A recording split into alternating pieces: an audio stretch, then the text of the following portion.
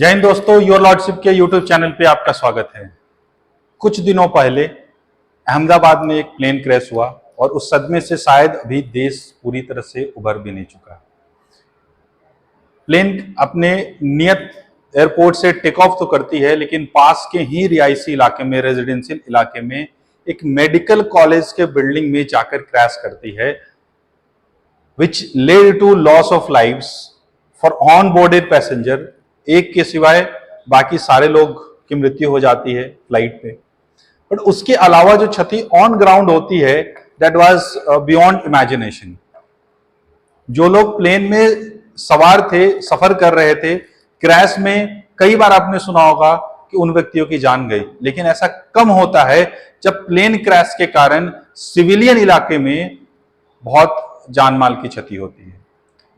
इसका एक सबसे बड़ा वजह यह हो सकता है कि एयरपोर्ट के नियर सराउंडिंग में ऐसे स्ट्रक्चर्स का होना जो कई बार एविएशन सेफ्टी में प्रॉब्लम्स क्रिएट करते हैं। आज हम डिस्कस करने वाले हैं डीजीसीए के एक नए ड्राफ्ट रूल के बारे में, directorate general of civil aviation in India, which is the regulatory body for entire civil aviation sector in India. They have released a draft rule for a demolition of any structure which can be potential threat which is potential threat around the airport buildings. Airport के आसपास वैसे potential threat को analyse करके, identify करके, और other stake holder जैसे municipality, local government और जनता को भी साथ में लेके उनको आइडेंटिफाई और डिमोलिश करने का एक प्रोएक्टिव स्टेप डीजीसीए ने नोटिफाई किया। हालांकि अभी एक ड्राफ्ट रूल है, इस पे जनता की ओपिनियन मांगी जा रही है, बाद में इसको फाइनलाइज किया जाएगा। तो देखते हैं क्या कहता है कि the latest rule by ministry of civil aviation comes in the wake of precautionary measures taken after Air India flight crash. Recent Air India flight crash के बाद ये जो रेगुलेशंस है किसके अंदर आए हैं? As part of the aircraft demolition of obstruction rules 2025। तो aircraft demolition of obstruction rules जो कि डीजीसीए को एम्पावर करता है ऐसे हजार्डस स्ट्रक्चर्स को आइडेंटिफाई करने का और उसकी इमीडिएट रिमूवल के लिए उन स्ट्रक्चर्स को डिमोलिश करने के सारे नेसेसरी और प्रिकॉशनरी स्टेप लेने के लिए डीजीसीए को ये रूल एम्पावर करता है। ये ड्राफ्ट रूल है, जैसा मैंने आपको कहा, it is now open for public opinion. Public people can participate there और उसमें अपना ओपिनियन दे सकते हैं। This draft DGCA rule is open for public opinion. Aviation safety में इन ऑब्स्ट्रक्शंस के से होने वाले जो कुछ परिणाम हैं, कुछ दुर्घटनाएं हैं, उनको देखते हैं एक बार। क्या होते हैं ये ऑब्स्ट्रक्शंस? ये ऑब्स्ट्रक्शंस किसी भी रूप में हो सकते हैं, चाहे बिल्डिंग्स हो, बहुत ज्यादा घने पेड़ हो, या फिर लोकल एरिया जो काफी पब्लिकली क्राउडेड हो, डेंसली पॉपुलेटेड हो, which is very situated very close to the vicinity of the airport. Ahmedabad plane crash से पहले मैं कुछ दिन पहले एक न्यूज आर्टिकल पढ़ रहा था। बिहार के कैपिटल सिटी पटना में जब कुछ प्लेन्स लैंड कर रहे थे, काफी छोटा सा एयरपोर्ट है वहां पे, और that is now in the centre of the city. पहले तो वो आउटस्कर्ट्स ऑफ द सिटी पे हुआ करता था, लेकिन अर्बनाइजेशन के कारण पटना सिटी एक्सपैंड कर चुकी है और लगभग चारों तरफ से पटना एयरपोर्ट के घनी आबादी वाले क्षेत्र हो गए हैं। उसमें से कई जगह ऐसे हैं जहां पे बैंकेट हॉल, विवाह भवन और पार्टी के एवेन्यूज हैं। तो हुआ कुछ ऐसा वाकया था कि जब पायलट रात के समय में प्लेन को लैंड कराने की कोशिश कर रहे थे, तो वहां किसी शादी में डीजे की light, which is kind of the laser light, it constantly hit the cabin of the aircraft. Laser light के पास क्षमता होती है ऑलमोस्ट ह्यूमन विजिबिलिटी को ब्लाइंड करने की।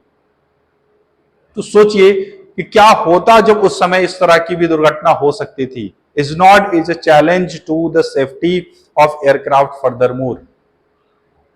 डीजीसीए के रूल्स के हिसाब से लैंडिंग और टेक ऑफ के समय इस तरह का किसी भी लेजर, कई बार खेल खेल में, मजाक में लोग लेजर शूट करते हैं, लेजर लाइट बीम करते हैं, एयरप्लेन पे हो, दूसरे की गाड़ियों पे हो, This poses enormous threat to the safety, not only of the person who is in the vehicle, aircraft, but also the vicinity where they are moving. अगर प्लेन क्रैश करता है या व्हीकल का एक्सीडेंट होता है, सिर्फ उस व्यक्ति की जान नहीं जाती जो अंदर है, उसके आसपास और भी लोग थ्रेटन हो सकते हैं। ऐसा पहला वाकया पटना में एक और हो चुका है, when Air India Express flight crashed in the nearby vicinity of Patna airport. Ahmedabad में भी यह दुर्घटना हो चुकी है पहले कि एक एयर इंडिया की ही फ्लाइट, उस समय इंडियन एयरलाइंस हुआ करती थी, इंडियन एयरलाइंस की एक फ्लाइट एयरपोर्ट से लगभग 2.5 किलोमीटर के आसपास पेड़ों में जाके टकराई थी। पटना वाला क्रैश तो एयरपोर्ट के जस्ट साइड में था, और उसके बाद इन्वेस्टिगेशन के बाद डीजीसीए ने इमीडिएट डायरेक्शन दिए थे उन पेड़ों की कटौती करने के लिए, कटाई करने के लिए। There are still various obstructions which are present around various airports in India. तो ऐसे ऑब्स्ट्रक्शन किस तरह का, चाहे वो बिल्डिंग्स हो, पेड़ पौधे हो, या कोई अदर स्ट्रक्चर हो, which poses serious risk to aircraft operations, potentially interfering the flight path, या फिर उनके लैंडिंग और टेक ऑफ के समय इंस्ट्रूमेंट से होने वाले कम्युनिकेशन को भी हैम्पर करते हैं। It also creates communication interference, as I have told you. So these structures poses some real threats, some grave threats to the safe landing, to the safe takeoff and safe operations. ऐसे में DGCA का क्या role हो जाता है? तो ऐसे में directorate general of civil aviation plays a crucial role in identifying and addressing those hazards. नए रेगुलेशन के अंदर डीजीसीए के पास शक्ति है that DGCA will classify those obstructions based on the risk level. पेड़ हो, बिल्डिंग्स हो, अदर स्ट्रक्चर्स हो, उनको डीजीसीए अलग अलग रिस्क की कैटेगरी में, हाई रिस्क, मीडियम रिस्क, इस तरह से क्लासिफाई करेगा और इमीडिएट एक्शन लेगा उसके रिमूवल के लिए। यह शक्ति direct general of civil aviation को दी गई है। It also give enhance authority to DGCA to bypass the previous bureaucratic hurdles. पहले से भी डीजीसीए के पास कुछ शक्तियां तो थी, लेकिन यह पाया गया था कि किसी न किसी हर्डल्स के कारण DGCA could not take that complete step to remove those obstructions which are there. अब यह है कि आपदा से ही हम सीखते हैं, क्योंकि प्लेन क्रैश बहुत सीवियर लेवल का, almost considered to be the largest in terms of on ground casualties and in air casualties. जो फ्लाइट में पर्संस थे उनको मिला दे तो शायद ये देश का दूसरा सबसे बड़ा, इंडियन सिविल एविएशन हिस्ट्री का पहला तो चरखी दादरी वाला है, जहां पे 2 एयरक्राफ्ट आपस में कोलाइड कर गई थी। एक में लगभग कुछ 300 से अबव पैसेंजर्स थे और दूसरे में 70। हालांकि उसमें इंडियन की जो प्रेजेंस थी वो थोड़ी कम थी, क्योंकि दोनों ही एयरलाइंस, एक सऊदी अरेबिया की थी और एक कजाकिस्तान की एयरलाइंस थी। हरियाणा के पास, हरियाणा की एरोस्पेस में चरखी दादरी दिल्ली के पास है, मिड एयर कोलिजन हुआ था और ऑन ग्राउंड उस पर ज्यादा कैजुअलिटीज नहीं हुई थी, क्योंकि वो खाली खेतों में गिरे थे। इस हिसाब से देखें number of casualties killed in the air Indian air space, तो शायद ये इंडिया का दूसरा सबसे बड़ा प्लेन क्रैश होगा। और in terms of number of Indian citizens killed, so this will be the deadliest plane crash. और इस वजह से पूरे महकमे में अब तेजी है to take those steps. Crisis की बात करें कितनी बड़ी रिस्क है, तो एन अराउंड 60 के आसपास हजार जो पोटेंशियल हजार नागपुर एयरपोर्ट के पास आइडेंटिफाई किए गए हैं। नागपुर का भी उतना बड़ा एयरपोर्ट नहीं है, otherwise it's not possessing serious threats, but yes there are some 60 odd hazards near the Nagpur airport. पूरे देश भर में 100 के आसपास पेड़ पौधे जो आज क्रिएटेड हैं अलग अलग एयरपोर्ट्स के। हालांकि कुछ रिपोर्ट्स कहते हैं कि कम से कम 140 ऑब्स्टेकल्स को हटाया जा चुका है ऑलरेडी डीजीसीए के द्वारा, but still there are hundreds of obstacles which are present nationwide and including 60 odd obstacles at Nagpur airport.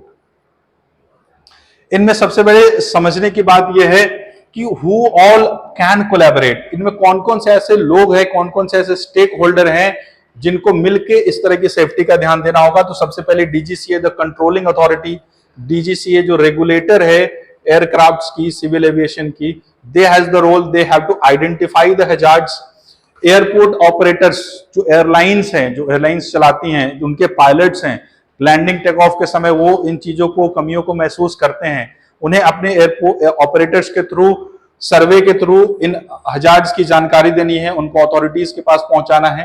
Then the local authorities, क्योंकि जब डीजीसीए आइडेंटिफाई करेगी, इनके पास डिमोलिशन की पावर नहीं है, वो तो लोकल अथॉरिटीज के पास है, म्युनिसिपैलिटीज के पास है, कलेक्टर के पास है। So they should execute the demolition orders, they are the persons who have the power, police personal.